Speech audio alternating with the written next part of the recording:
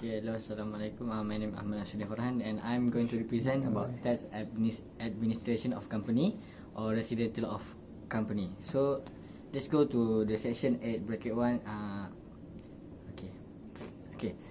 Company be resident in Malaysia actually can be determined by many section in subsection 8. For example, here we can see section 8 subsection 1 paragraph B tell us of ITA in 1967 state that the company must carry on a trade or business in Malaysia for the basis year.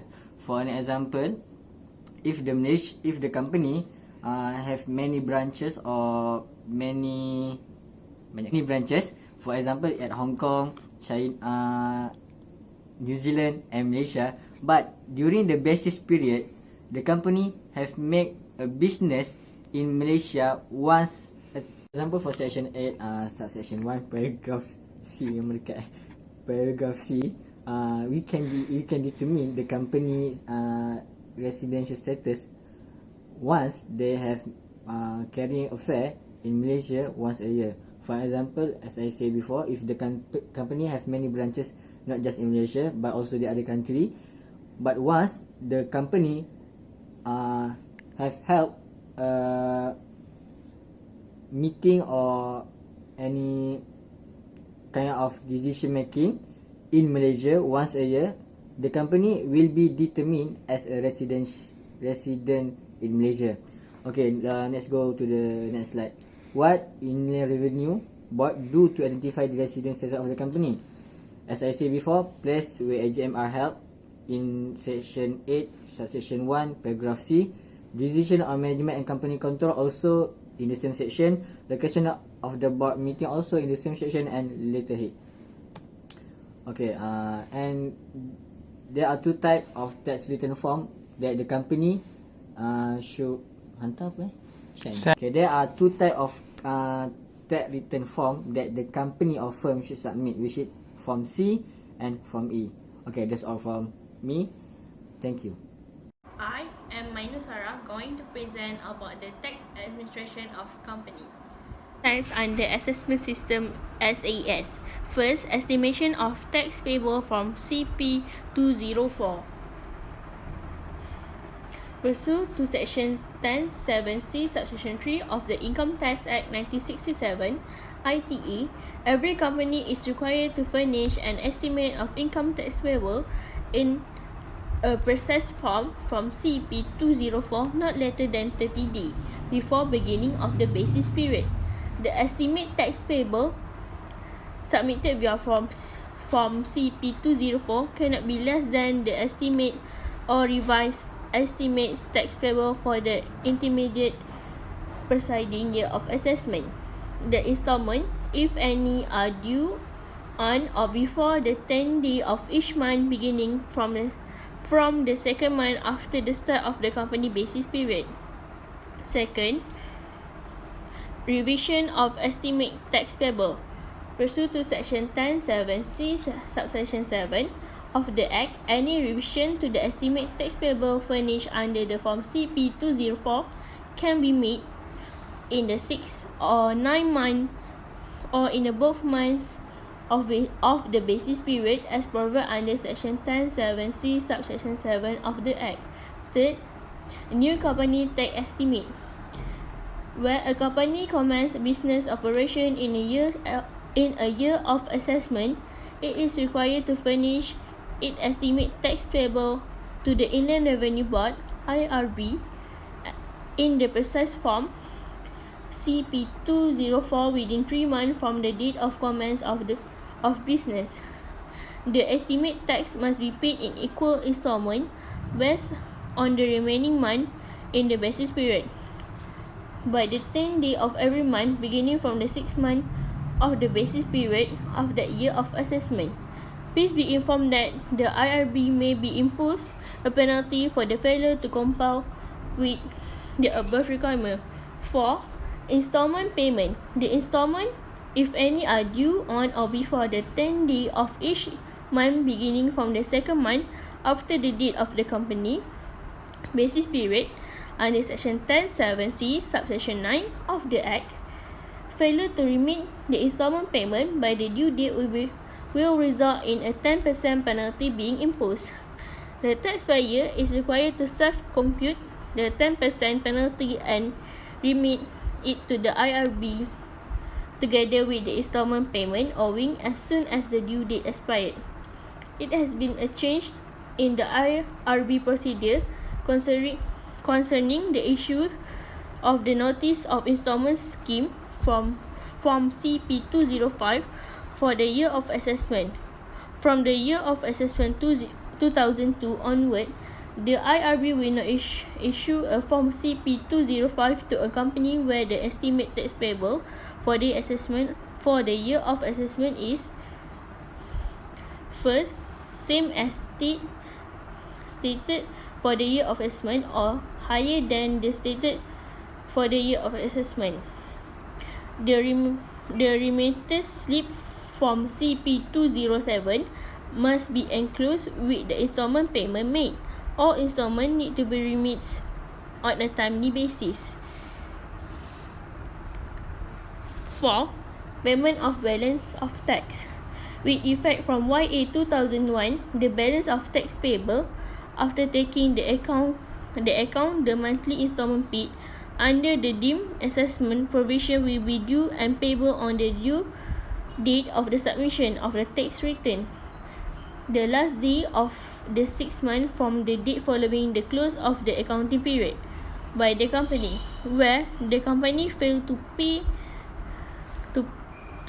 the tax by the due date, the balance unpaid will be increased by 10% and will be recovered as if it were tax due and payable. Any balance remaining unpaid upon the expiration of 60 days from the due date will be further increased by 5%. 5. Penalty on underestimate of income tax payable. The failure to furnish an estimate by the due date and accordance with the requirement of Section 10(7)(c) of the Act is an offence under Section 102, Subsection 1 of the Act. Upon the convictions, the taxpayer will be liable to a fine or not less than 200 ringgit and not more than 2,000 ringgit, or to imprison for a term not exceeding 6 months or to both. In addition, it is important to note that where the tax payable under an assessment assessed.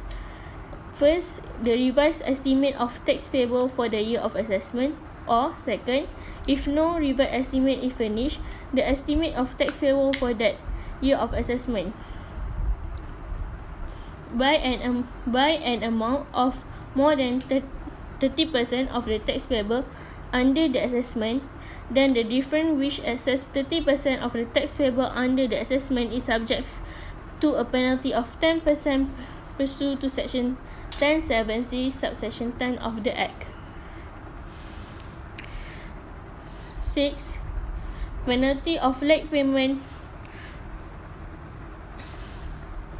7. Penalty of late payment of a tax installment under Section 10(7)(c) subsection 9 of the ITA, where the installment payment is not paid by the 10th of the following months, which is an installment is due, the amount unpaid should be increased by 10% without any notice being served. And lastly, penalty for failure to furnish tax estimate. The company which failed to file in the estimate tax payable will be subject to a penalty based on the following table.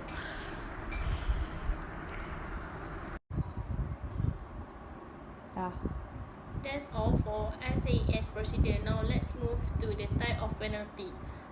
For type of penalty, failure to log with the register of company, register an annual return for each calendar year not later than 30 days from the anniversary of its incorporation date, maximum penalty of 50,000. Second, failure by the director of the company to prepare audit financial statement within 18 months from the date of incorporation and subsequently within 6 months of each financial year, the maximum penalty is 500,000.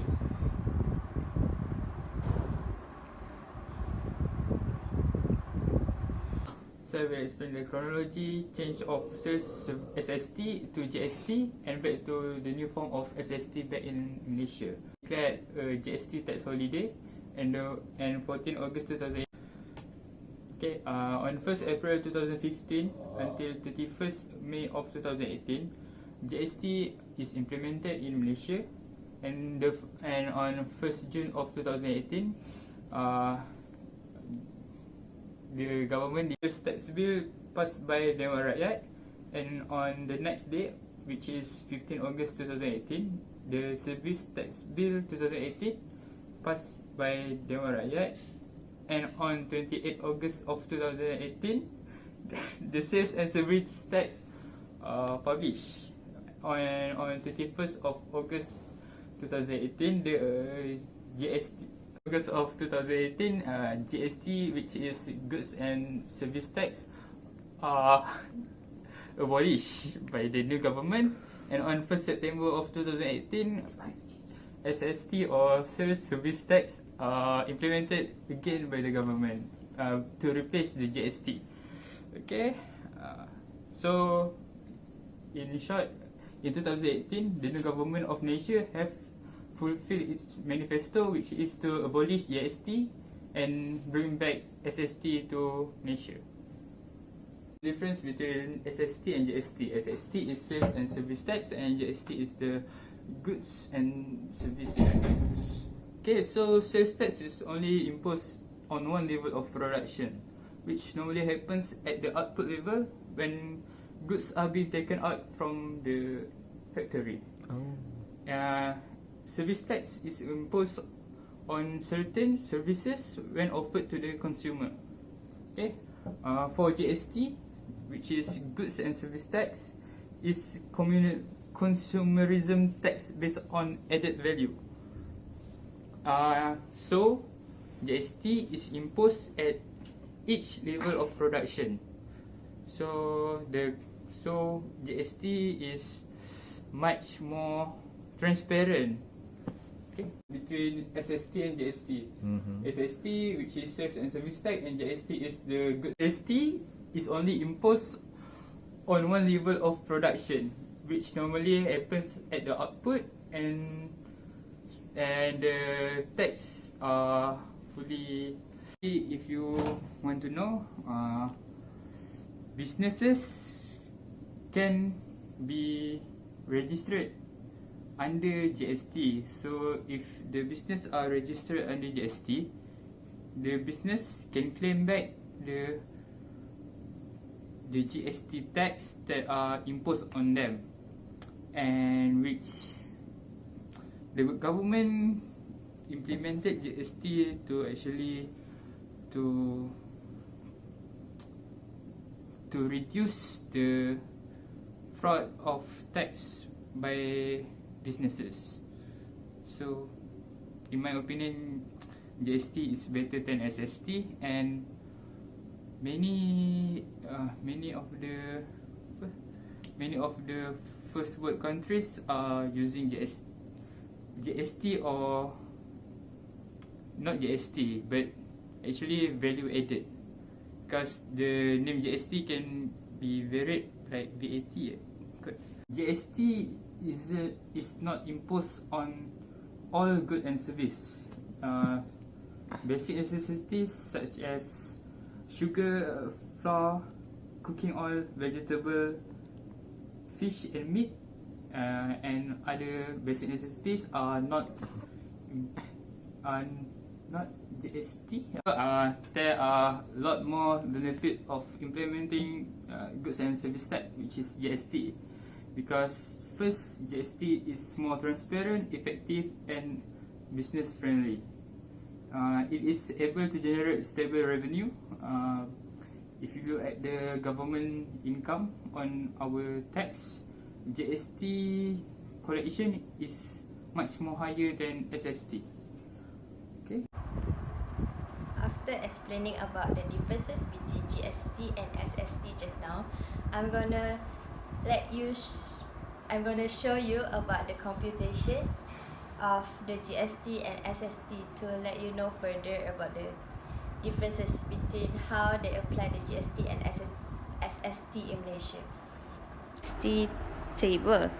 The valuation that include in this table is the supplier, manufacturer, wholesaler and retailers.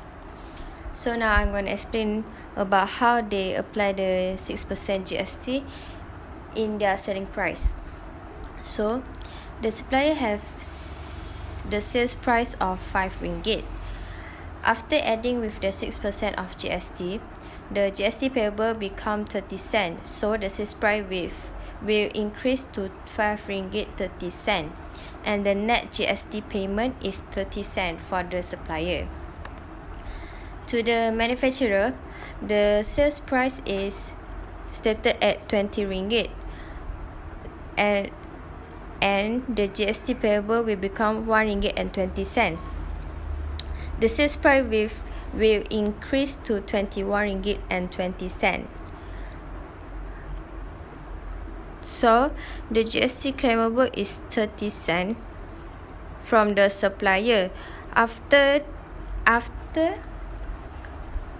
minus the GST payable and the GST claimable, the net GST payment of the manufacturer is 90 cents only.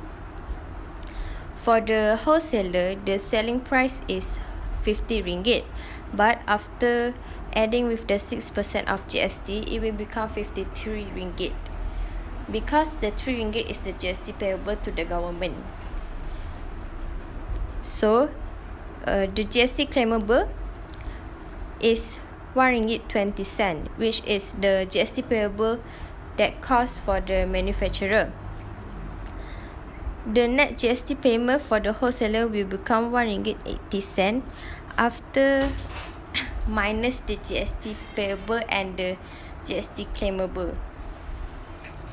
For the retailers, if the selling price is 100 ringgit, it will increase to 106 ringgit for after charging the 6% of GST, because the 6 ringgit is the GST payable for the retailers, and the GST payable will minus with the GST claimable, which is 3 ringgit, and the balance of 3 ringgit will become the net GST payment for the retailers. So the total GST payable to the government will become 6 ringgit 30 cents for the item that's sold.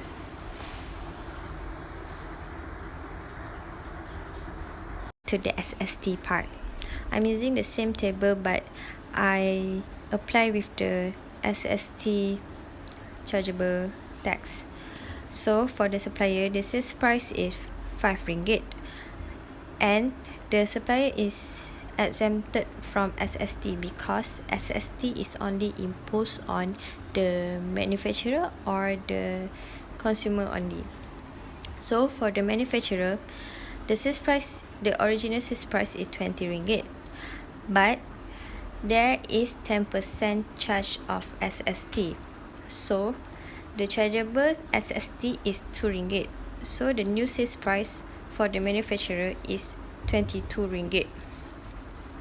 And the net SST payment for the government is 2 ringgit for the manufacturer, while the wholesaler and the retailers doesn't have to pay for the SST payment. So the total SST payment to the government if using the SST is only 2 ringgit.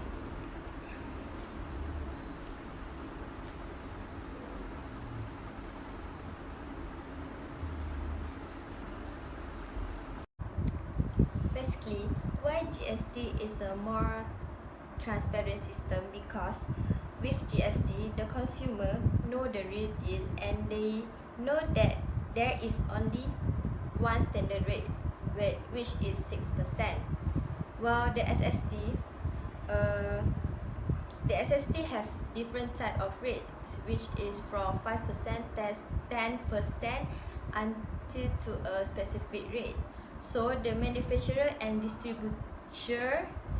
do not show their sales tax, which is SST tax rate, and they only show the service tax, which is 6%. So the consumer don't know the whole amount of tax rate that they pay for. So the SST is not that transparent compared to the GST system.